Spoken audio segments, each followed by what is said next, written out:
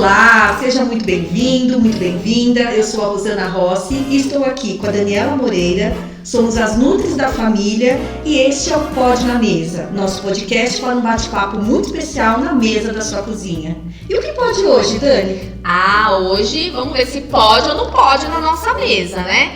Com muita honra estamos aqui com a doutora Silmara Teruel. Ela é nutricionista clínica, especialista em nutrição funcional, especialista em nutrição clínica hospitalar, educadora em diabetes, fica a dica aí, educadora em diabetes, e gerente operacional no grupo DASA. Então hoje nós vamos falar sobre diabetes, né, doutora Silmara? Sim, boa tarde meninas. É um prazer estar aqui com a Rosana, com a Dani. Eu estou realmente bastante feliz de poder participar com vocês.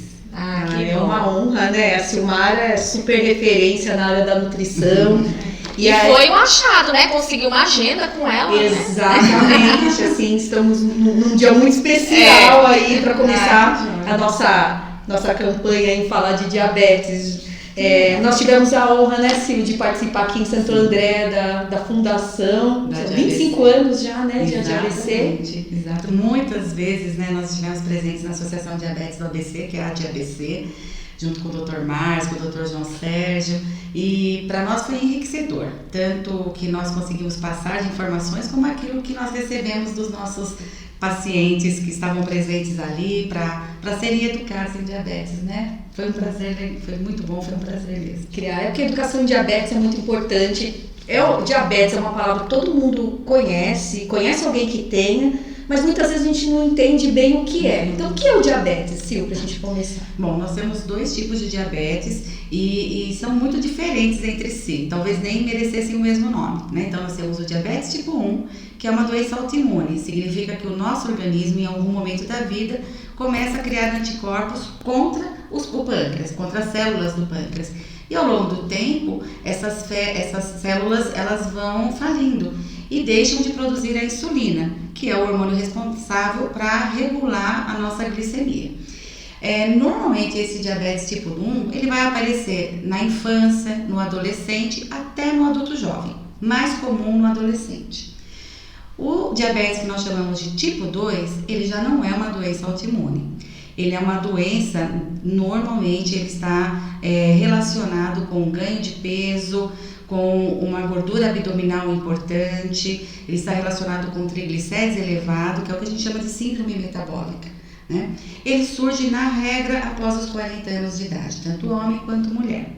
Embora, nas últimas 2 décadas, a gente já começa a ver crianças e adolescentes com diabetes tipo 2 por conta da obesidade. Na regra, a criança com diabetes tipo 2 está relacionada com a obesidade.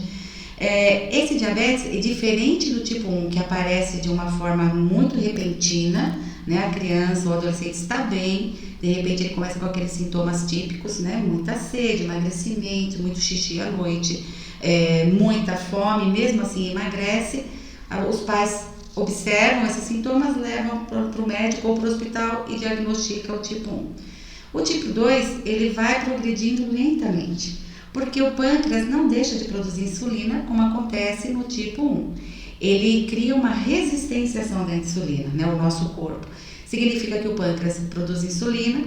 Quando essa insulina vai fazer o seu papel lá nas células do nosso organismo, é como se essas células não reconhecessem essa insulina. E, portanto, a glicemia vai se acumulando no sangue. Porque didaticamente, a gente fala que a insulina é como se fosse a chave para uma fechadura da célula.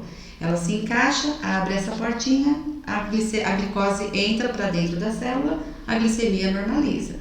No tipo 2, por exemplo, ela é como se essa chave fosse se encaixar na fechadura e tivesse quebrado, e não vai encaixar. E a glicose vai se acumulando na corrente sanguínea. Então, o tipo 2 produz insulina. Ao longo do tempo, essa própria glicemia muito alta no sangue, ela começa a ser tóxica para esse pâncreas do tipo 2. E aos poucos esse pâncreas também vai deixar de produzir a insulina, mas é ao longo do tempo e às vezes muito tempo.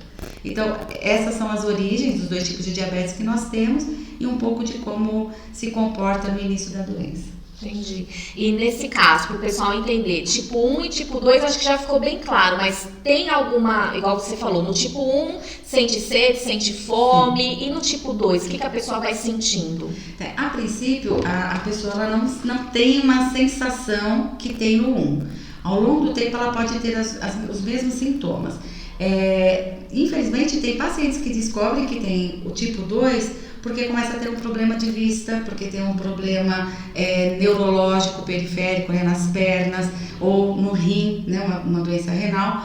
E quando vai no médico investigar essa situação, descobre que esta situação foi causada por uma glicemia elevada que já deveria ter sido identificado como diabetes. Tanto que no Brasil, ainda 50% do diabetes tipo 2, ele é diagnosticado depois de muito tempo. Né? Então, 50% da população não sabe que tem diabetes tipo 2, porque os sinais e sintomas é diferente, eles podem aparecer, mas ao longo do tempo. Você vai se acostumando em ter uma glicemia alta, exatamente. Né? De repente sente alguma coisa, vai lá, toma um analgésico, né? Porque você chega e tô com uma dor ali, aí vai lá na farmácia, pede um remédio e vai mascarando, né? Exatamente. E o tipo 2, o que a gente sempre orienta, né? A pessoa após os 40 anos fazer a glicemia anual, principalmente se na família tiver casos. O tipo 1, a hereditariedade ela é pequena, 5% vai desenvolver. O tipo 2, 30%, 40% vai desenvolver. Então, o que na verdade para nós seria um diagnóstico precoce é realmente fazer os exames anualmente, por exemplo. É um exame muito barato e simples, né? É uma prevenção, né, É uma prevenção para saber se tem ou não. Porque a maioria das vezes se descobre nesses exames de rotina e não porque a pessoa desenvolveu sintomas e sinais no tipo 2. Legal.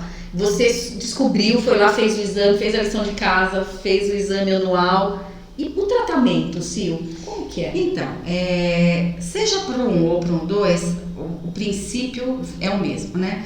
É a alimentação, cuidar da alimentação. Então é importante um nutricionista para estar orientando, para entender os seus hábitos alimentares, porque não é uma folhinha que a gente imprime e entrega para o paciente. É um nutricionista para chamar de seu? É um nutricionista para chamar de seu, de fato. É aquele que te deixa o personalizado, né? O e-mail para as dúvidas.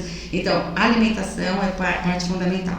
Atividade física, fundamental. Hoje os estudos demonstram que quem é diabético e faz atividade física controla muito melhor a sua glicemia e, na maioria das vezes, reduz a medicação, seja via oral, seja a insulina. E a medicação, então são os três, a gente chama do tripé do tratamento do diabetes, né? É a alimentação, a atividade física e a medicação. No tipo 2, alguns médicos optam por não iniciar com medicação, adequa a dieta, restringe o carboidrato e acompanha o tempo. E, se necessário, introduz, ou no momento certo. O tipo 1, que é o da criança, do adolescente, via de regra vai entrar com insulina, é uma obrigatoriedade nesse tratamento. Mas o que é tão importante quanto esse tripé no tratamento e o que norteia esse tratamento é a educação em diabetes. Então, a pessoa tem que aprender sobre o diabetes para não ter medo da doença e saber lidar com ela. Tem que conviver com ela lado a lado, não como um inimigo, né? Mas como alguém que você precisa apoiar, você precisa orientar para dar certo. Sil, é uma doença crônica. Então, quando a gente fala uma doença crônica, é uma doença que a gente vai conviver com ela o resto da vida, né? E muitas vezes é uma janela de oportunidade para melhorar a qualidade de vida, né? Porque assim, você tem algo a se nortear ali para controlar. É verdade. Uma coisa que é muito importante quando você tem um diagnóstico, a gente vê muito isso, tanto no consultório quanto nós víamos na DIABC quando fazíamos parte, né? A pessoa chega muito medrosa, seja o adolescente, a criança, seus pais, avós, a família como um todo. O tipo 2, que é mais o adulto, esse paciente também chega medroso, porque a pessoa ela desenvolve o medo daquilo que não se conhece. Então, não é o diagnóstico naquele momento que causa o medo. Tenho diabetes. É o depois, né? Eu tenho diabetes, e agora? O que eu faço? Aí é que vem as dúvidas e vem os medos, que vão se perpetuar se a pessoa não buscar conhecer, né, para se tratar. Por isso que a educação é extremamente importante. É crônico, como a Rosana disse, né? Então, nós não vamos ter pelo menos até o momento, uma cura, tomara que daqui a pouco surja realmente a cura, mas por enquanto não temos. Então precisamos aprender a lidar com a situação. Não é fácil, obviamente, mas não é impossível. Falando da alimentação, por exemplo, o maior medo, né, dos pais é que a criança nunca mais vai poder comer o que comia até então. É que tudo ele vai ter que restringir para essa criança, como que ele vai lidar com essa criança num aniversário e assim por diante. São os medos que vão surgindo, né? Mas a alimentação saudável é o caminho para se tratar do diabetes. Exatamente, isso que eu ia comentar aqui, né? O nosso pode na mesa é a alimentação saudável, a nutrição desde a infância, porque a gente faz já essas prevenções, né, Silmara?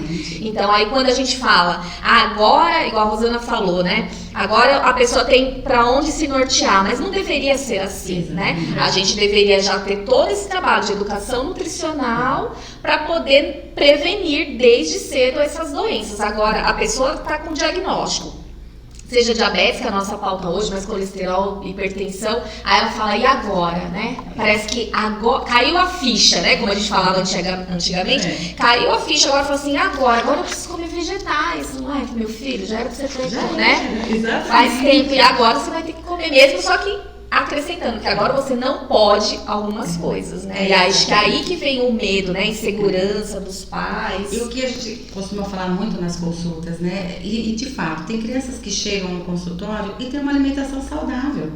Porque a família já trabalha com essa questão da alimentação saudável como qualidade de vida, né? Para essa criança, para esse adolescente, é o mesmo que seja um adulto do tipo 2. Se ele tem uma alimentação saudável, vai ficar muito fácil da gente direcionar. Muda pouco.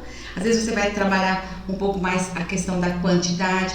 Eu falei uma coisa que é complicada. O adulto com tipo 2, obeso, ter uma alimentação saudável é um pouco mais difícil de chegar. Também acho.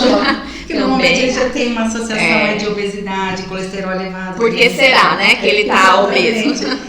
Mas a criança, tem criança que chega assim, com uma alimentação saudável. Até os pais, a princípio, não entendem. Por que meu filho desenvolveu diabetes? Ele come de forma saudável. Ali, né? E neste caso, não tem como. É uma doença autoimune e em algum momento da vida ele iria desenvolver.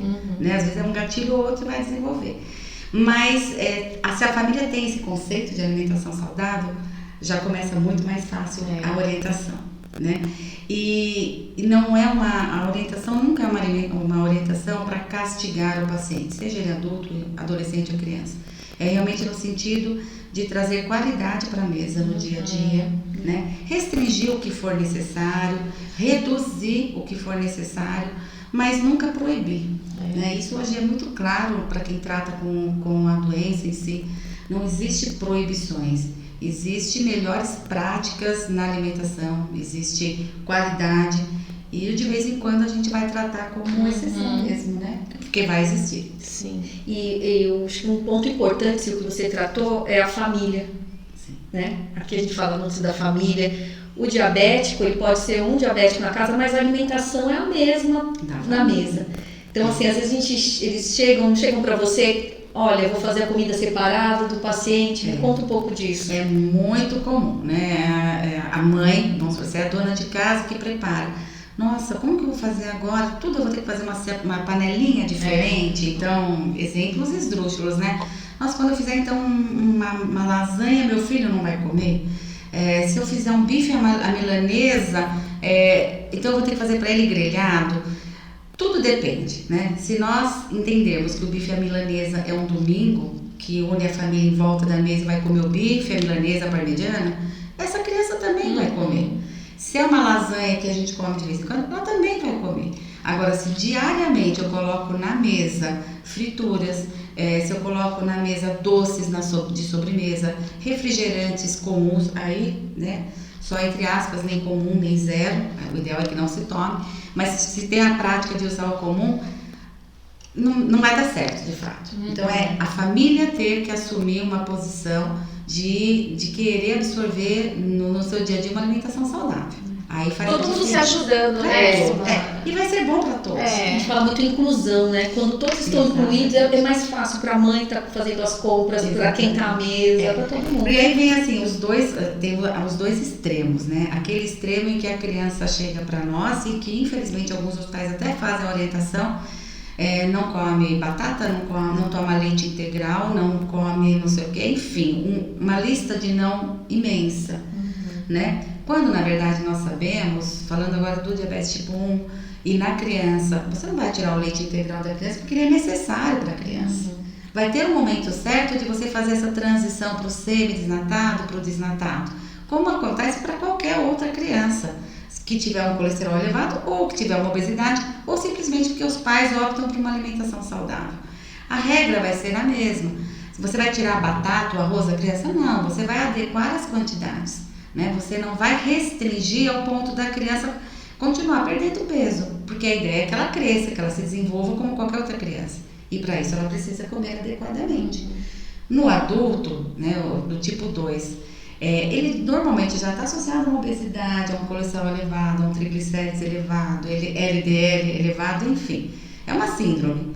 Neste caso, a restrição é necessária porque você também precisa colaborar para que esse paciente perca peso. Porque a gente sabe que perdendo peso, outras situações, inclusive a glicemia, vão melhorar. Então, são situações diferentes. E mesmo assim, na casa da família, o ideal é o quê? Todos passem a ter uma alimentação saudável. A exceção a gente trata, né? Perfeito. Isso é muito importante. Como a gente fala, né? Falando de prevenção ainda, aí, quando a gente fez, né, com a doutora Thelma, o Outubro Rosa, que é tudo questão de prevenção. Então, a gente precisa ter essa conscientização na nossa casa, que a gente precisa incluir alguns alimentos na mesa, né? Para poder melhorar a saúde da nossa família em geral. Engraçado, Dani, que até hoje, engraçado não, triste, né? Que até hoje a gente escuta assim, olha, eu tô fazendo essa restrição para esse filho porque ele é gordinho, mas para esse não porque ele é magro. E às vezes você vai fazer o exame desse magro e tá com colesterol. Porque come tudo errado também. Né? O peso não é o único fator aí limitante de restringir ou não, e também o nível de restrição, às vezes eu percebo que entra como castigo. É punitivo, né?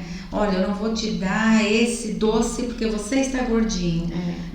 É o pior dos mundos para uma criança, para um adolescente, né? Realmente não entender o fundamento da obesidade, não entender o tratamento da obesidade. Até nisso a gente tem que tomar muito cuidado para não criar essa diferença dentro da casa. Uma coisa que ela falou importante é a questão da prevenção, né? A prevenção do diabetes tipo 2 existe. Existe a maneira de se prevenir o diabetes tipo 2. O tipo 1 é uma outra situação. O tipo 2 a gente previne-se. Mesmo que a sua família inteira tenha diabetes tipo 2, né? Seu pai, sua mãe, algum irmão, avô, avó, você ainda consegue prevenir. Através da manutenção do peso, de uma alimentação equilibrada, atividade física, restringir bebida, né, o consumo exacerbado. Isso já colabora muito para a prevenção. Dificilmente uma pessoa que tem uma vida saudável em todos os aspectos, ela vai desenvolver o diabetes tipo 2. Talvez desenvolva aos 85, 90 anos, que já nem dá para dizer que é por conta do estilo de vida, né? Pela idade em si. Muitos idosos desenvolvem lá pelos seus 85, 90, a glicemia começa a aumentar. Muitas vezes não dá nem para diagnosticar como tipo 2, né? Mas porque provavelmente esse idoso hoje, a alimentação dele foi, né, bem saudável lá atrás, com né? Certeza. Então, com certeza. Tudo isso foi a construção, né, de uma vida saudável. Exato. De fato é isso, a gente constrói a vida saudável, né? E é o dever de cada um de nós. E tem um fator, Silvia, que tem se falado muito, é até o nome do nosso outro quadro aqui no YouTube, que é Fuja do Ultra, né? Fugir do ultraprocessado. Sim. Então, assim, todos os estudos eu fui buscar por conta do episódio de hoje, mostrando o quanto aumenta as chances de ter diabetes quanto mais você consome alimento ultraprocessado. Exatamente. Porque no ultraprocessado você não controla o teor de sódio, você não controla o teor de gordura, você não controla o teor de glicemia, de açúcar e o tipo de açúcar, né? Numa alimentação que você prepara em casa, e às vezes as mulheres acham que isso é muito difícil, né? Eu acho que nós três aqui somos mulheres que trabalhamos e precisamos cuidar da casa. Né? Você começa a perceber, se você tiver realmente um interesse em buscar ajuda com um profissional, um nutricionista, que você pode melhorar a alimentação na sua casa sem lançar mão dos ultraprocessados e preparando em casa, né? Isso acho que é a pegada do momento que a gente vê até em muitos programas culinários, Sim. que são interessantes, né? Então a gente começa desde o tempero. Na minha casa é uma briga, por exemplo, se meu esposo vai no mercado, ele acha que tem que trazer os temperinhos prontos, né? Hoje já nem tanto, porque aí eu fui me acostumando, educando de fato, né? Por que você compra esse pronto que tem A, B, C? Você quer usar cominho, sei lá, mais o que, canela Aqui tem, né? Outras coisas? Aqui tem, é só você colocar ali dentro e é muito mais saudável. Só misturar, né? E paga o preço, né? O molho de tomate, pra que você compra um molho de tomate pronto? Aí tem até duas opções. Eu Silmara, adoro fazer molho de tomate, mas eu compro assim quilos de tomate, fico feliz em casa fazendo. Nem todas as pessoas gostam de fazer o molho. Mas hoje você compra o tomate picado sem estar preparado, mas já é uma evolução aí no preparo. E assim vai, bolos, e assim vai para tantas lancheira de criança, né? Tantas coisas que a gente coloca ultraprocessado que não necessitaria. E o que a gente coloca na infância vai carregar por uma vida inteira, né? E então, realmente, a gente sabe assim, que o ultraprocessado, tanto no diabetes tipo 2, ele tem um papel importante, como tem no colesterol, na dislipidemia, na hipertensão. A lista de doenças não justifica o crime, né? Não justifica. E outra coisa que é muito importante, né? As pessoas tendem, aquelas que querem ter uma vida saudável, tendem a comprar todos os alimentos light e diet. Também não. Né? Que é outra questão, assim, fora de contexto, né? Você vai pegar, muitas vezes, um bolinho diet, o teor de farinha é igual, às vezes tem um pouco mais de gordura, inclusive. E o que você ganhou ali? Não tem açúcar, foi substituído por um adoçante. Não vale a pena. Não vale a pena. Né? Então, realmente é repensar nesse aspecto, né? Quanto mais feira e menos mercado, melhor comprar nutrientes, né? A pessoa fala, sem isso, sem aquilo, sem tudo zero, né? Tudo zero, porque comprar não precisa comprar, Já teve casos que é muito engraçado, né? Que a criança sai do hospital, e no hospital, obviamente, ele vai receber uma sobremesa de dia que é o doce, vai um pudinzinho diet, essas coisas que é a regra dentro de um hospital. Quando a mãe sai do hospital com uma criança, ela passa no mercado e compra pudim diet, gelatina diet, suco diet, e a criança às vezes nunca tinha comido um pudim na vida. A partir dali a mãe acha que ela tem que comer o pudim diet, quando não é, né? Come fruta, come legumes, come arroz, feijão, come batata. Se tiver dentro do contexto da orientação alimentar que recebeu, é o melhor dos mundos, né? Com certeza. O que eu percebo, Silmara, falando um pouquinho ainda da criança, para a gente poder entrar na parte da alimentação em si, né? A criança, quando ela tem o diabetes, como eu tenho a experiência na área de escola, né? Eu vejo que eles são tão regrados, eles são tão fofos. Tia, isso eu não posso.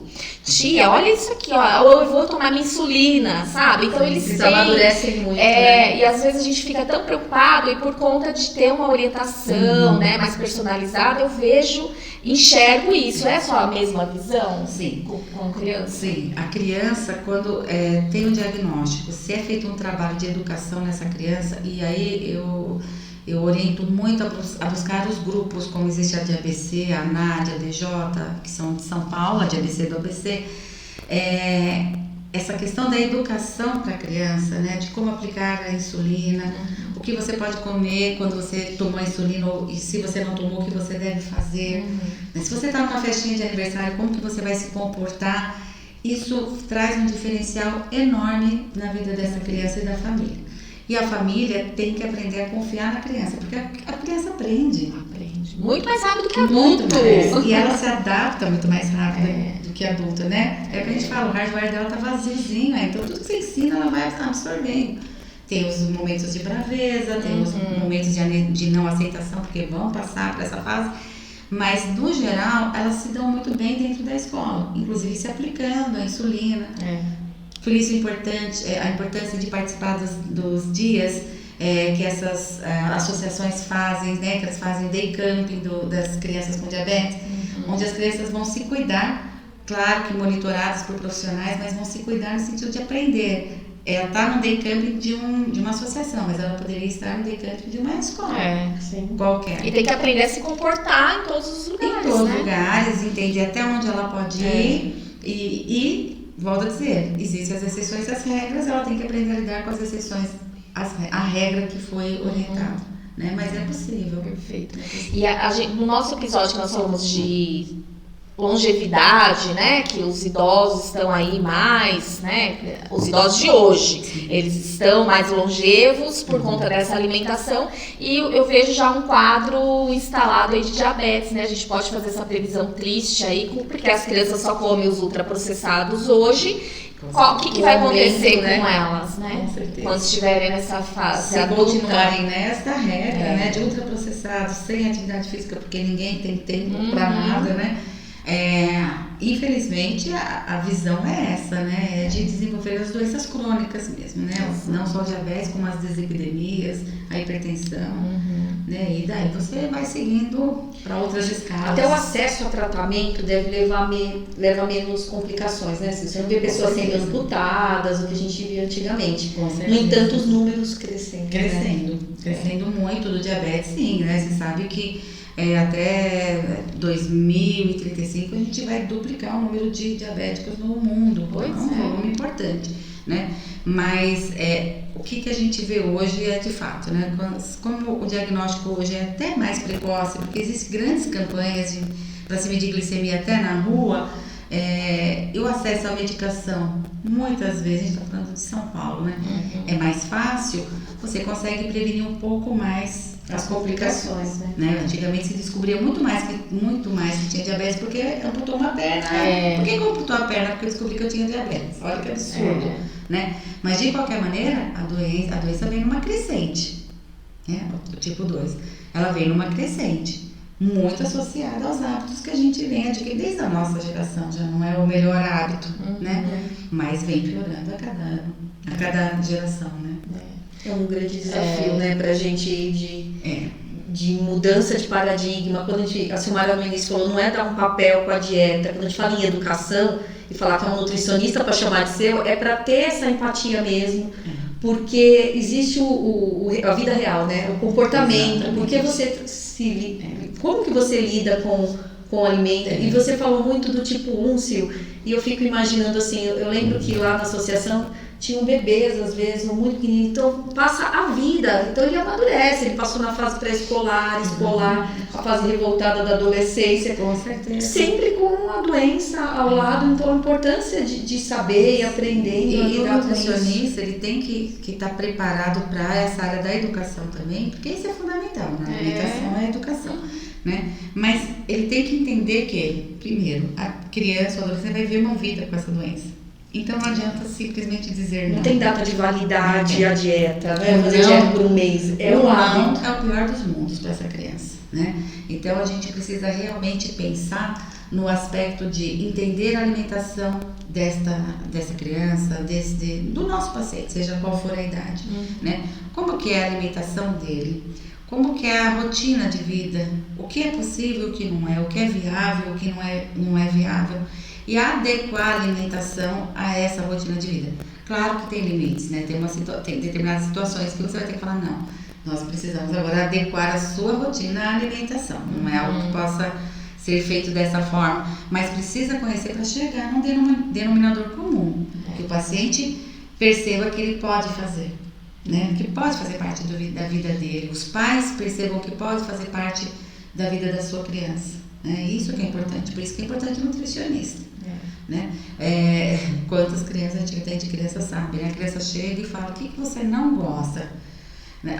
Outra pergunta, eu acho que o que você come no almoço no jantar? Quando você chega na verdura, é muito comum a criança falar que come tomate, alface e pepino, aquelas que comem, né? Que é uma você não come nada. Então não adianta ela sair dali com a missão de comer, de hoje em diante você tem que comer todas as verduras, uma xícara de verduras no almoço e no jantar, porque agora você tem diabetes. Eu nunca mais vou voltar. Porque ela não vai dar conta. Ela não vai dar conta de tudo aquilo. Então você tem que conhecer o hábito, ir adequando, educando essa criança para que aos poucos... E a família, né? E a família junto. Porque senão a avó, né, Silmara? A avó, tá aqui, a sua mãe não vai ver, né, por debaixo dos panos lá, né? A gente pega a vovó no consultório, aí você tá orientando, ai, coitadinha. Ai, tô com uma dor. Ai, que dor. Ai, não vou Ou se você fala assim, uma consulta, traz a avó na próxima.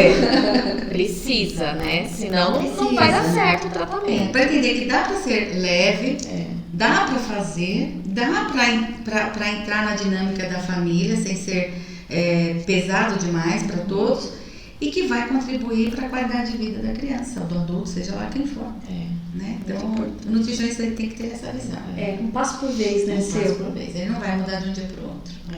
Né? Nas consultas eu tenho feito assim, Sil, para a mãe, tem os combinados de cada um. A criança adora, porque ela fala assim, nossa, eu vim na consulta, achei que ia ter um monte de atividade para mim.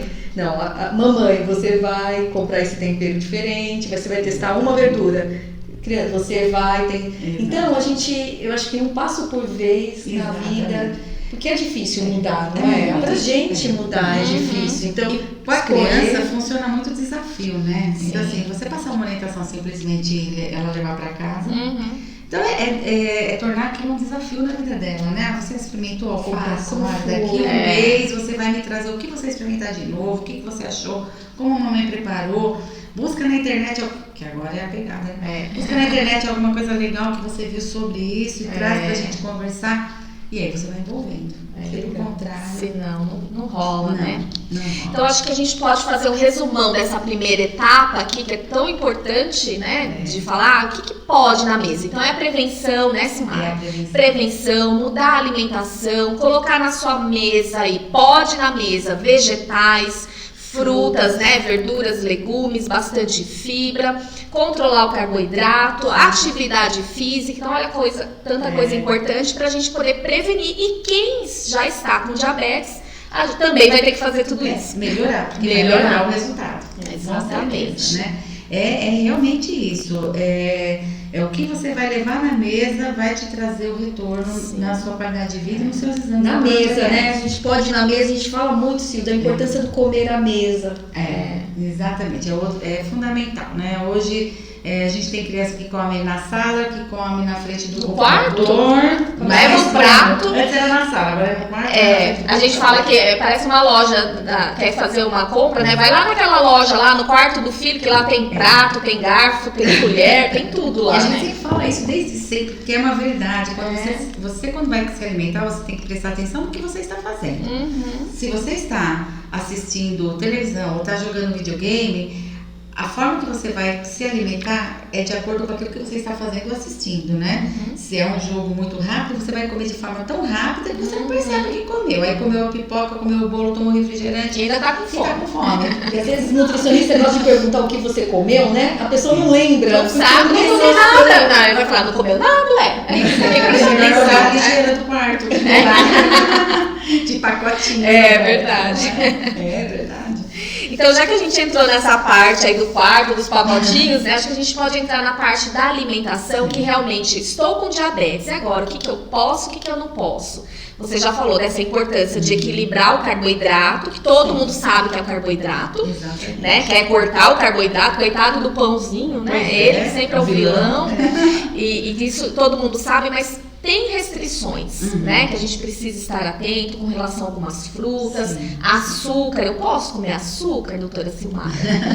Então, a indicação é que não consuma o açúcar no seu dia a dia, tá? Então, para isso, optar pelos sucos, se for consumir um suco natural, sem o acréscimo do açúcar ou mesmo de adoçante. No dia a dia, não é simplesmente tirar a gelatina que tem açúcar pela diet, não é tirar o refrigerante comum pelo diet. É realmente tirar o açúcar e alimentos, inclusive, ou bebidas que tenham açúcar e que tenham o diet. Por exemplo, um refrigerante, seja ele qual for. Quando que eu vou deixar para consumir esse açúcar? Fui numa festinha e comi um pedacinho de bolo. Se é uma criança, um adulto que usa insulina, faz a correção adequada de insulina e toca a vida. Ela vai manter a glicemia.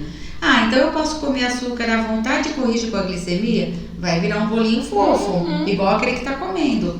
Vai engordar, porque quanto mais eu como de açúcar, mais insulina eu tomo, maior é o meu armazenamento de glicose em forma de gordura. Eu vou engordar, como acontece numa pessoa que não tem diabetes.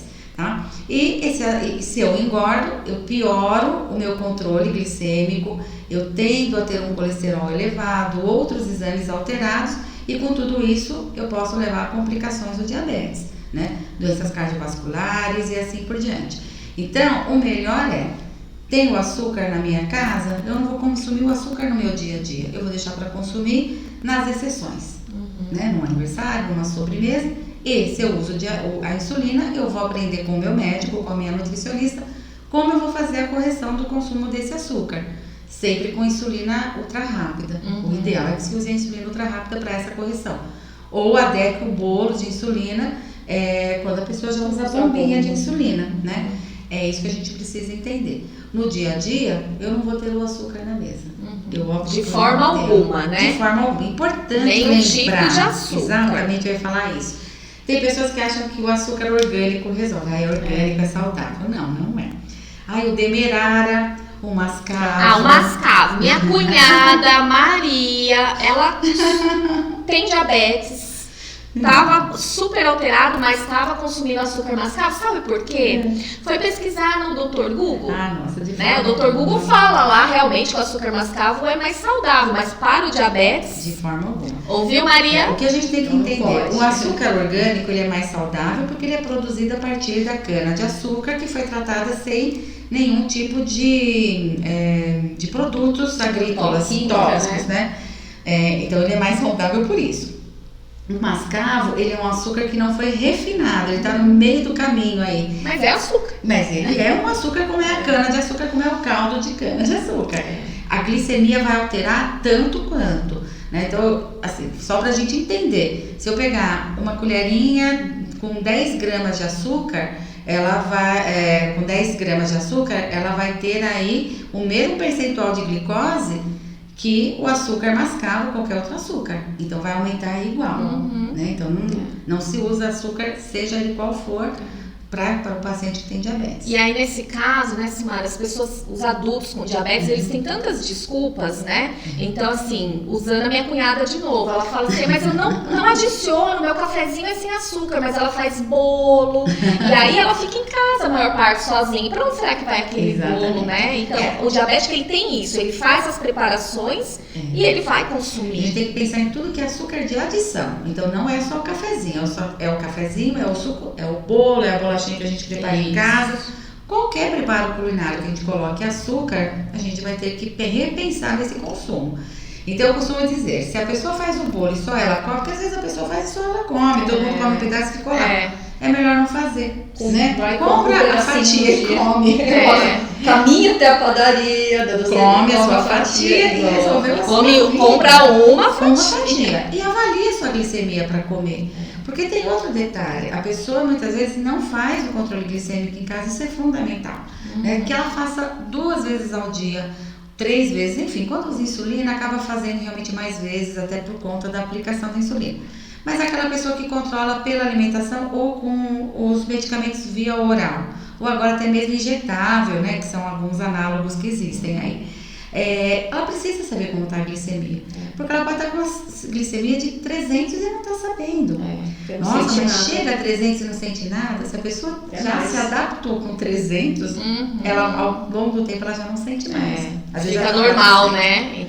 Fica normal, para ela não sente nada. E aí você vai estar colocando mais açúcar para dentro. Então, mesmo quando a gente fala, né, eu venho falando sempre assim, tem exceção à regra. A exceção à regra precisa ser cuidada. Então, controlar, né? A criança que vai numa festinha, ela vai comer 2, 3 brigadeiros, vai comer um pedaço de bolo. A mãe mediu a glicemia dela, tá legal, tá uma glicemia esperada para aquele horário. Ela vai comer seus brigadeirinhos, seu bolinho, e a mãe vai controlar e vai corrigir se é necessário. 2 horas após, ver a glicemia como que tá, controla. Às vezes o que a avó falou, a criança tá tão empolgada, brincando, pulando, que essa glicemia nem vai precisar ser tão corrigida como se ela estivesse comendo na frente do computador sentada. Então, é por isso que a gente fala de novo, né? A gente precisa de profissionais habilitados para orientar cada criança, ou cada adulto na sua condição, nas diversas situações que envolvem a vida. Por isso que não é assim uma orientação estanque, né? Você entrega aquilo, ponto final, engessada. Não pode, senão não faz. Né? Mas é importante ter esta visão. Posso colocar na minha mesa carboidrato, arroz, o feijão é uma leguminosa que tem proteína, mas também tem carboidrato, o pão, Desde que ela esteja dentro de uma orientação alimentar em quantidades adequadas para a sua necessidade, sim. O diabetes tipo 2, existe agora 2 linhas de tratamento. Tem aquele paciente que opta por realmente reduzir bastante o carboidrato para não ter que entrar com a medicação. É válido, só que nunca nós vamos zerar o carboidrato. Até porque se a gente não comer carboidrato, que gera um transtorno também. Gera. Então, tem até as preparações low carb, tem bastante que é interessante, sim. Né, pra gente colocar na refeição, no almoço, no jantar, até porque se você quer controlar peso, é uma boa opção. Né? É uma forma de você saciar seu apetite, comer o carboidrato em quantidades menores. Então, quando a gente fala low carb, eu faço de manhã ou pro lanche da noite, eu já vi isso, da tarde, aliás, um pãozinho de couve-flor. Legal, fica gostoso, que joia, tá? Não é isso que vai te emagrecer, mas ele vai contribuir para uma alimentação saudável. Eu não posso simplesmente achar que isso vai resolver a minha vida, em termos de ganho de peso, perda de peso, controle de glicemia ou não. Né? É uma ferramenta, né? O low carb seria uma ferramenta para... Exatamente. Carboidrato, se eu vou colocar na mesa, mas eu vou fracionar. Não dá, o diabético é uma coisa que é essencial. Não dá para fazer o que muitas pessoas hoje fazem. Tomam um café preto de manhã, vão comer qualquer coisa 3 horas da tarde, depois 10 horas da noite come um monte de coisa. Não dá. Aí a glicemia o corpo vai sentir, o controle glicêmico vai ser muito ruim. Então é importante fracionar. Para esse caso é importante fracionar. Comer carboidratos fracionados. Frutas. Tem pessoas que chegam e falam assim: eu sou diabética, eu não janto mais. Eu pego assim umas 5, 6 frutas e como. A glicemia vai lá em cima.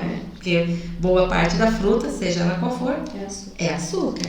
Né? Então, podemos consumir frutas? Sim, mas sem exagero. Melhor a fruta inteira do que o suco. Um suco, 4, 5 laranjas, você perde a fibra que ajuda no controle glicêmico.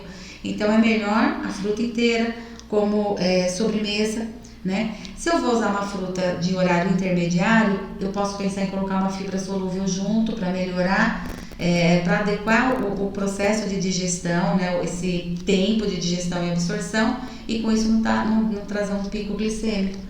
São opções que a gente também tem no mercado. Aí vale a farinha de nutricionista, a gente...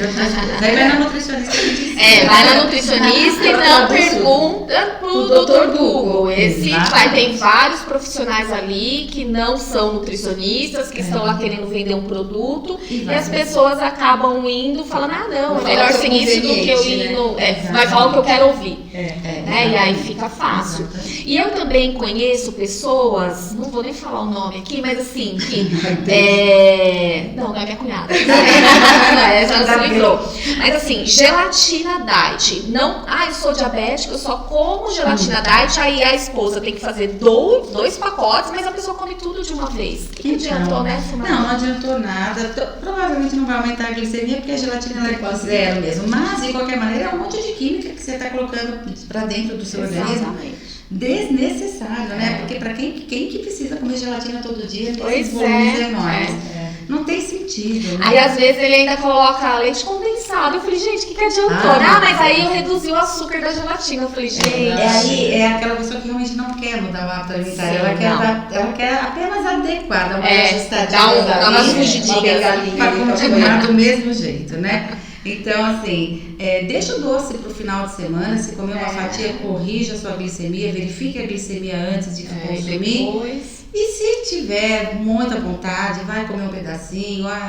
É assim que tem que ser tratado, e tem que ser adaptado mesmo. Né? Então, só voltando à questão do açúcar, diabéticos não pode comer açúcar, a não ser que seja uma exceção, uma festinha, um final de semana, corrigindo, né, a glicemia antes de comer e depois de comer. Exatamente. Certo? E com relação aos adoçantes? Nós temos diversos no mercado, né? O que não falta hoje em dia são os adoçantes. Alguns são mais indicados para forno e fogão. E outros você pode usar tanto o forno e fogão quanto para adoçar um café com leite. Existem diversos estudos em adoçantes, né? E todos eles mostram que o adoçante que pode trazer algum efeito colateral é se consumido em larga escala.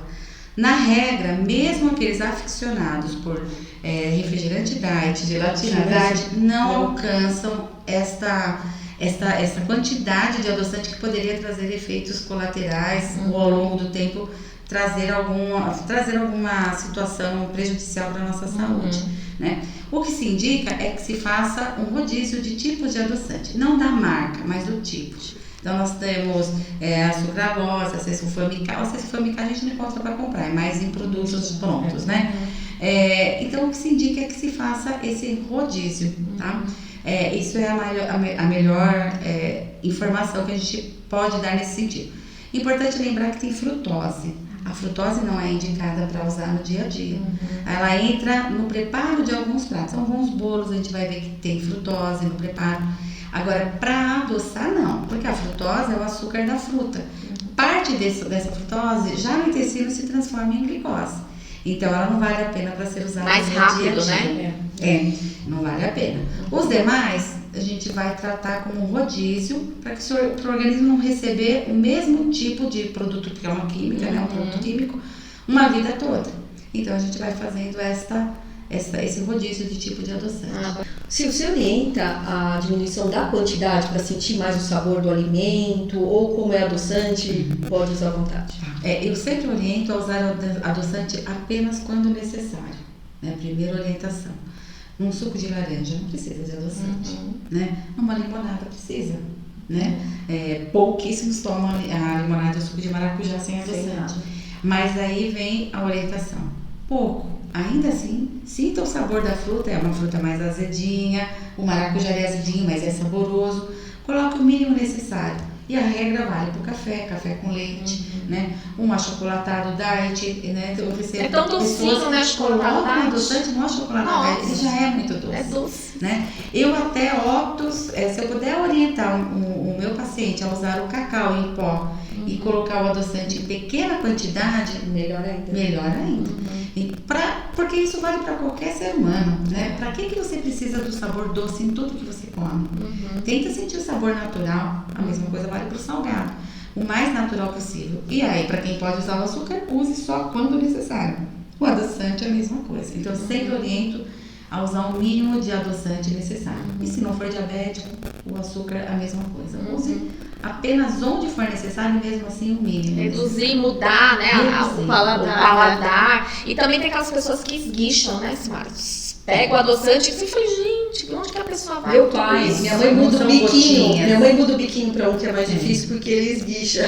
Que é mais difícil. Ou então tem gente que ainda abre, né? Tem uns que você aperta e ele esguicha. Então ela tem um biquinho que é mais durinho. E vai embora, né? E aquilo lá em uma semana você usou aquele vidro inteiro, né? Não faz mal. Exatamente. Em caso tem meu marido também que tem diabetes, né? Nesse sentido, em outros não, ele tá aprendendo um pouco, mas nesse sentido, ele consegue controlar bem. Então eu sei porque eu controlo quanto a gente compra de adoçante em casa, que demora muito para eu precisar comprar. O café ele já se adaptou sem, ele prefere sem o adoçante do que com. O suco ele já não usava mesmo, então assim, acaba que demorando muito o consumo desse adoçante, porque ele se adaptou bem a essa restrição. Então, uma palavra importante, adaptação. Então, às vezes a gente acredita que eu não vou conseguir, mas aos poucos isso vai diminuindo e passa a ser gostoso. Exatamente. É a mesma coisa quando a gente fala de uma pessoa que está cuidando, está se tratando com a gente para perda de peso. E aí ela usa o leite integral com 3 colheres de sopa de qualquer achocolatado. Então não adianta você falar tira de uma vez, né? Então você vai reduzindo, olha, 3 colheres, põe 2, coloca 2, tira o achocolatado, coloca Vamos negociando. E você vai vendo a melhoria, né? E no diabetes é a mesma coisa, não é de uma hora para outra que você faz essas mudanças completamente não na alimentação, né? Precisa de tempo. E esses tratamentos populares, você pega muito, assim, chá, água com berinjela, batata tem chá que chama insulina. Esse o paciente chega assim e fala, doutora, você conhece aquela erva, ela chama insulina. É maravilhosa, te dá receita ainda. Te dá receita, né? A batata é bom, né? Por conta do teor de fibra que ela tem, enfim. Isso a gente vê muito, de chás, passando por ervas para mastigar, passando por cápsulas, chegando a alguns alimentos, né? Então, o que eu oriento? Olha, você quer tomar um chá? Se ele é um chá que também tem essa situação, algumas ervas a gente sabe que nem podem ser consumidas, né? Se é é um chá que pode ser consumido, tome, mas não abandone o seu tratamento.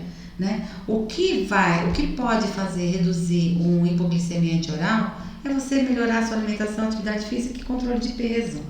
Você fez isso, a sua glicemia, via de regra, vai melhorar, mesmo no tipo 1 que usa insulina. E dormir bem, né, Sil? E dormir bem.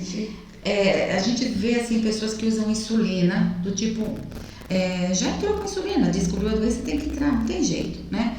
E ao longo do tempo, ela começa a ter uma alimentação saudável, introduz atividade física, se a criança coloca para brincar, e essa necessidade da insulina também diminui.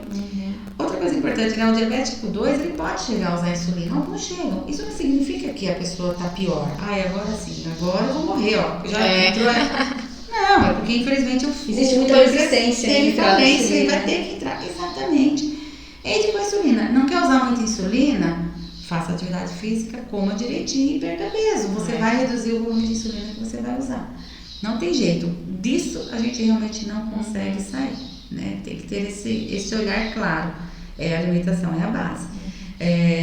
Eu tenho outras coisas de alimentação que a gente vê muito. Além dessa questão de chás, de ervas, né? Que as pessoas insistem em trazer. E pode ser, gente, que daqui a pouco se descubra um fitoterápico que melhore o controle glicêmico. Existem vários estudos nessa linha.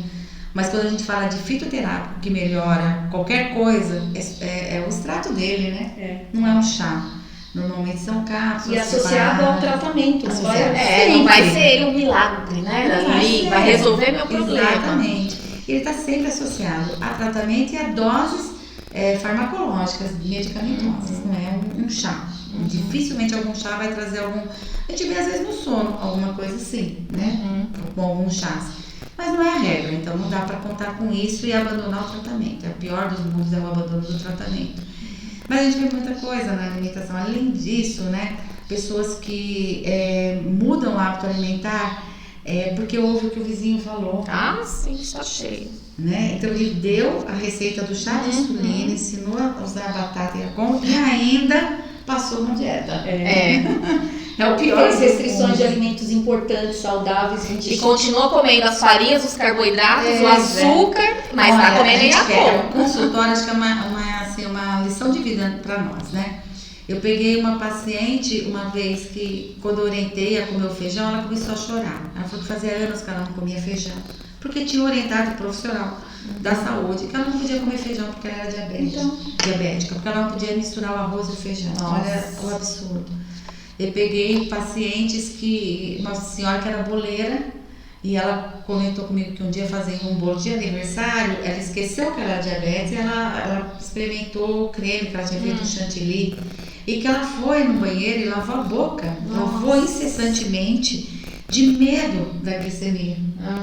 Então aí você vai vendo as distorções. Eu contei aqui uma vez também de uma senhora que fazia bochecha com café e cuspia porque achava que não podia mais tomar. Olha que é muito triste, né? É a falta da informação. E aí é o que você falou, come muita coisa que não devia, em quantidades que não devia, né? E deixa de comer aquilo que poderia, né? Você falou do açúcar, eu lembrei de outra coisa que também eu já ouvi muitos pacientes falarem, que trocou o açúcar pelo mel. Mel também, gente. Mel não pode ser consumido no dia a dia porque ele é um açúcar. O açúcar light, né? Que é a mistura de açúcar com adoçante. O diabético também não pode. Também não pode. Né? Isso são, de fato, as restrições que precisam existir. Agora, volto a dizer, quanto mais saudável a alimentação, melhor. Agora, é importante lembrar de algumas coisas. Lá no começo eu falei do bife à milanesa, né? Que a mãe, no domingo, faz bife à milanesa para todo mundo. O pobre diabético ela com grelhado. Gente, bobagem. Isso é uma grande bobagem. Não vai aumentar a glicemia o bife à milanesa. Né? Não vai piorar o diabetes. Agora, obviamente, se todo dia for fritura na mesa da família, o problema não vai ser o diabetes, vai ser o coração da família toda. Do diabético e do resto da família que está comendo fritura todo dia, tá? Então, a gente não tira a fritura porque a fritura piora o diabetes, a glicemia. Não. A gente restringe a fritura a não consumir diariamente, porque seja para quem for, ela vai fazer mal, ela não é saudável para ninguém. né? Então tem coisas assim que a gente ouve de vizinhos, e infelizmente às vezes de profissionais da saúde, que são orientações Não sei o que é mais triste, né? O profissional da saúde orientando errado, a pessoa procurando informação em outro canal errado. Por isso que a gente tem esse nosso canal aqui, que é pra gente passar a informação correta para as pessoas terem um pouquinho mais de consciência. Crianças que a mãe deixa de dar o leite, começa a dar, eu já peguei crianças com 11 meses com diabetes, e quando veio com leite desnatado. Olha que bobagem, né? O leite integral não vai aumentar a glicemia de ninguém. Na idade certa, lá na frente, como a gente faz com qualquer adulto, nós vamos pensar em substituir pelo leite semi-desnatado, porque ele é mais saudável, porque tem um teor de gordura menor. Ponto. Né? Não por conta do diabetes. Então existe muito essa dúvida entre o que é de fato por conta do diabetes que eu vou controlar e o que é para ter uma alimentação saudável como um todo. Independente de não diabetes. Né? Procurar uma equipe multidisciplinar, né? Com certeza. Tem vários, né? As próprias associações que você citou, né? Que acabam ajudando. É um grande diferencial. Silmara, eu acho que a gente não pode deixar de falar, de comentar quais são as consequências, né? Eu não cuido, eu tenho diabetes, mas eu não tô nem aí, então agora eu vou morrer mesmo, agora eu vou comer, mas antes de você morrer, né? O que vai acontecer, né? Que geralmente a gente vê as amputações, né? E você dentro do hospital, acho que você vê muita coisa desagradável. Importante, né? O que vai acontecer se você se tratar? Isso é extremamente importante. Você vai ter qualidade de vida. Dificilmente você vai ver um diabético chegar nesse nível de amputação, perda da visão, um rim colapsado, se ele teve desde a infância, se ele é desde a infância diabético, um controle adequado da doença. Então você não está condenado por conta da doença. A morte é todos nós, sim. Né? Mas enfim, as complicações. Mas as complicações e uma morte precoce não está condenado, né? Nós, alguns anos, escolha, né? Sim, alguns anos eu vi o lançamento de um livro, eu não vou lembrar o nome dessa senhora, eu cheguei a conhecê-la num dos congressos, ela tinha 86, 88 anos, ela tinha diabetes desde os 12 anos, praticamente quando a insulina foi descoberta, né? Até então quem tinha realmente morreu, né?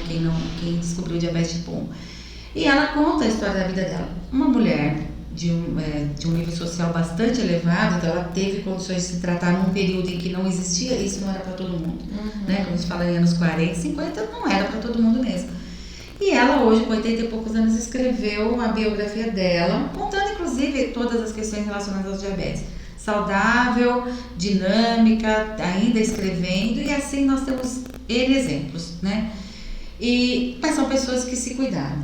Atividade física, alimentação, medicação adequada. Se conscientizaram. Se conscientizaram de manter uma glicemia equilibrada. Quero viver bem. Eu tenho diabetes, mas eu quero viver bem. Eu estudava, trabalhava, namorava, casava, vou ter filhos e vou viver minha vida bem, feliz.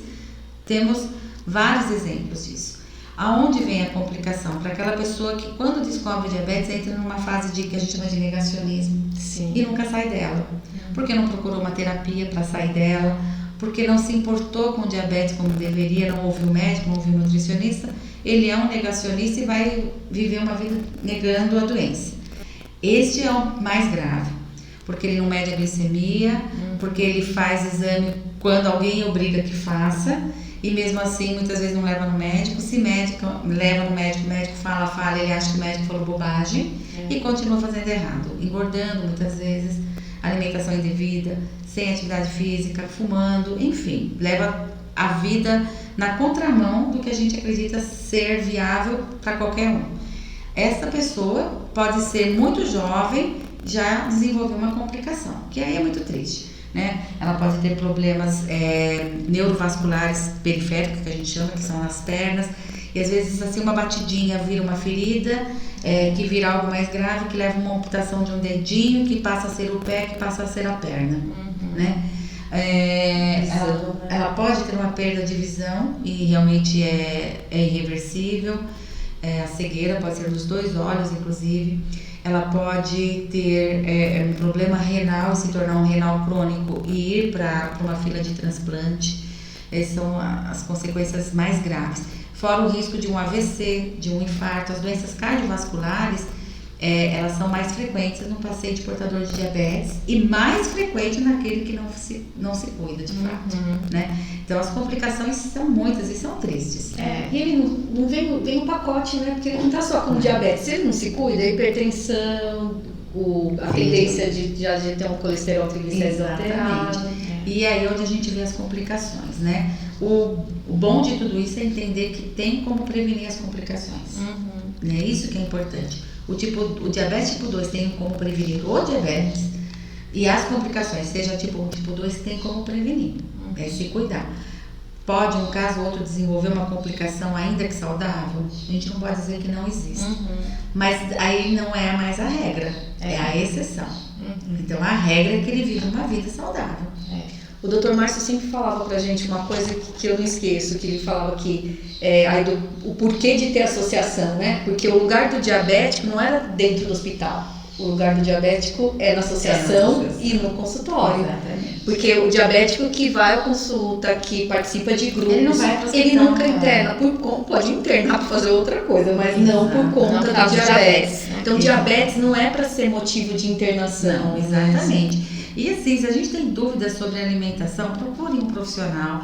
Nós temos aí vários guidelines, né? Nós temos assim os manuais de dieta, de orientação para o diabético em todos os aspectos. Atividade, medicação, alimentação, que são internacionais. Alguns já foram feitos pela Sociedade Brasileira de Diabetes. Então, quem orienta o paciente que é portador de diabetes, ele vai orientar em cima de protocolos que já existem. Bem estabelecidos, não é uma coisa nova, né? Que até a pessoa que não é da área da saúde consegue ter acesso e ler e entender um pouco mais do que a gente está falando aqui, né?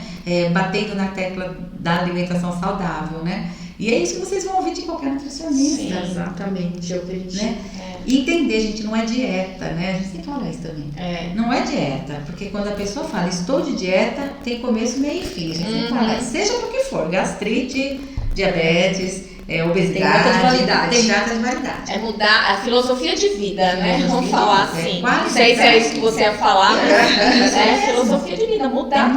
É mudar, é saber que você precisa mudar para viver bem, para viver feliz, para fazer tudo que você sonha na vida, né? Viajar, passear, trabalhar. Sil, papo bom demais, né? Acho que dá pra gente falar muita coisa. Você quer deixar alguma indicação pra gente? Uma indicação? Eu até anotei aqui, você já falou da ADJ, né? Lá de ABC. Tem mais algum artigo, algum livro, alguma coisa que você recomenda? Olha, tem um livro bem interessante que até é do Dr. Sérgio Almeida, né? Ele escreveu junto com o Dr. Arual, já falecido, mas tem a participação de nutricionistas e outros médicos, e é um manual de diabetes. O autor é o Dr. Sérgio Almeida, que ele é direcionado ao público leigo, né? E ele fala, os capítulos são bem assim, descritos, falando da doença em si. Ele vai falar um pouco de alimentação, de tipos de tratamento, bem legal. Esse é um livro que vale a pena a pessoa que tem diabetes fazer a leitura. Eu vou passar depois o nome para pôr direitinho, para Dani para colocar, tá?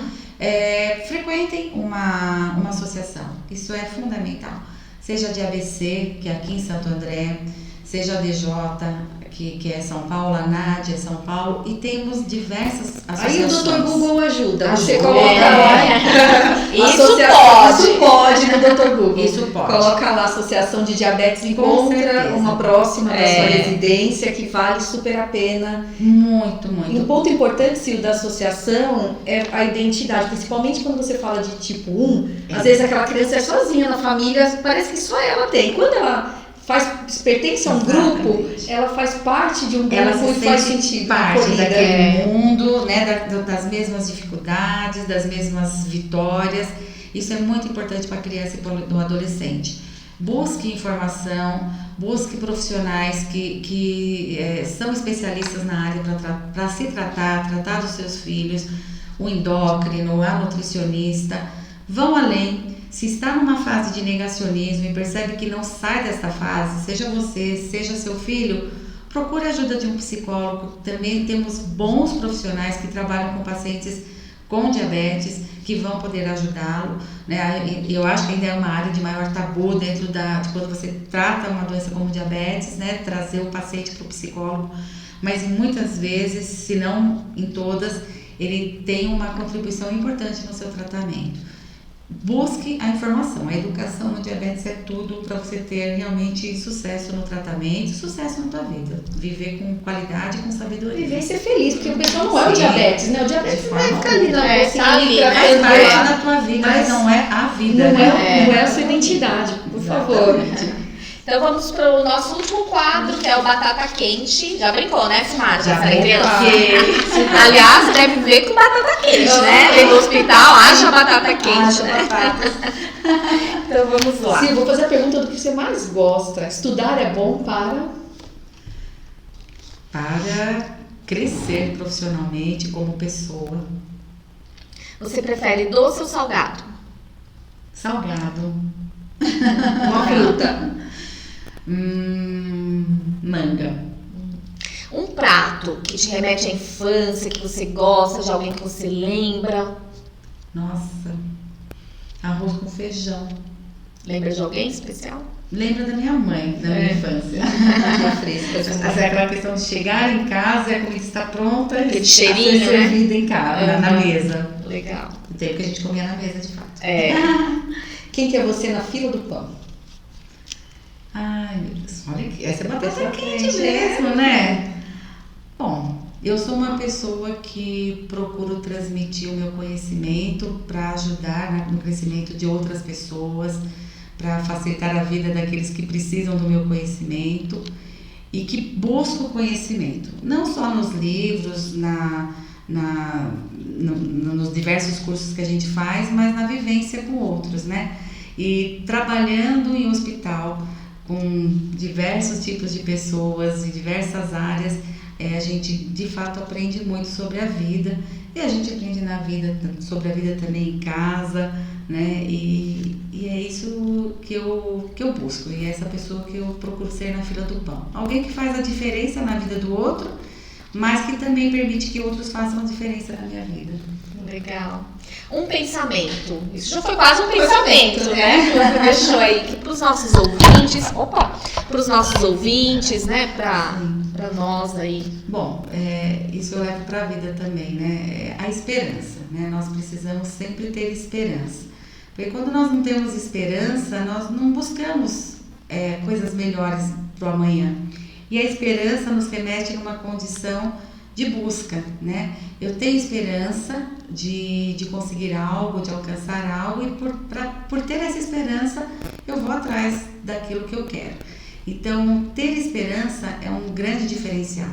É a esperança de dias melhores para um tratamento no diabetes, a esperança de dias melhores no país para que ninguém mais passe fome, a esperança de dias melhores para que todos tenham acesso à educação, à saúde, à cultura, né, que muitas vezes a gente deixa de lado. Então, ter esperança, ter fé, né, para mim é algo fundamental, né? Eu sei que realmente a minha esperança está fundamentada em Deus. Eu sei que Deus cuida da nossa vida, cuida de cada detalhe do nosso dia a dia, e é isso que me move. E eu espero sempre dias melhores, porque eu sei que tem alguém que está cuidando de nós e que vai trazer coisas boas para o nosso dia a dia. Perfeito. Show de bola. Fechamos muito bem, né? Muito Tinha até a última perguntinha, mas nem precisa, já está tudo respondido. Sil, gratidão, né? A Silmara, eu acho que se a gente tivesse que colocar uma palavra ali, a inspiração, né, Sil? Obrigada. Eu fui estagiária da Sil, ela me acolheu ainda, uma menina. Uma menininha. Eu também era menina, um pouquinho mais velha, mas ainda menina. Mas já era uma inspiração, alguns anos ali já de experiência. Então, como ela disse que ela na fila do pão, ela quer inspirar pessoas, ensinou muita gente, né, nessa caminhada aí. Graças a Tem Deus. muitos nutricionistas e outros profissionais aí que tem muito orgulho de ter trabalhado com você. Obrigada. Eu sou uma delas. Eu que agradeço, porque hoje eu também olho para muitas das minhas meninas, né? E vejo as profissionais que se tornaram, né? Rosana, Lucilene, Lilian, são tantas, né?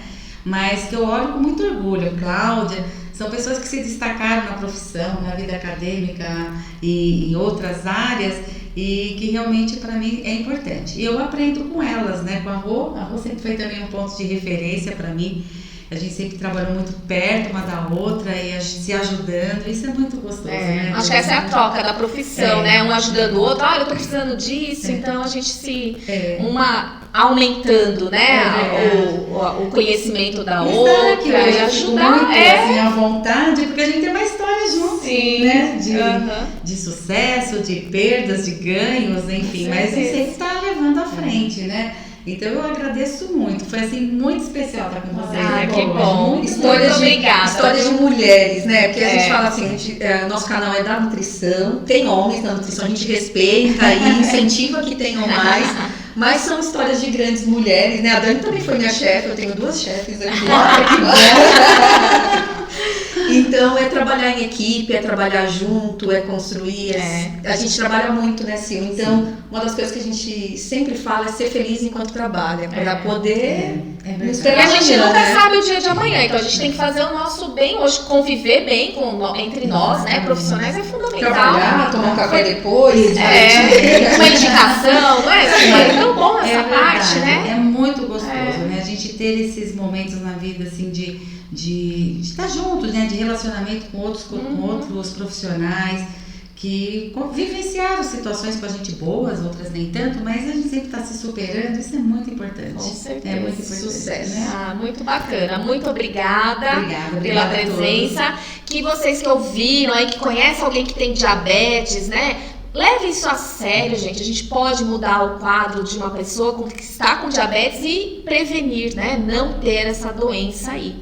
E no próximo episódio, né, toda quarta-feira às 18 horas, nós estaremos aqui no nosso canal. Se você ainda não é inscrito, só clicar, né, Rosana?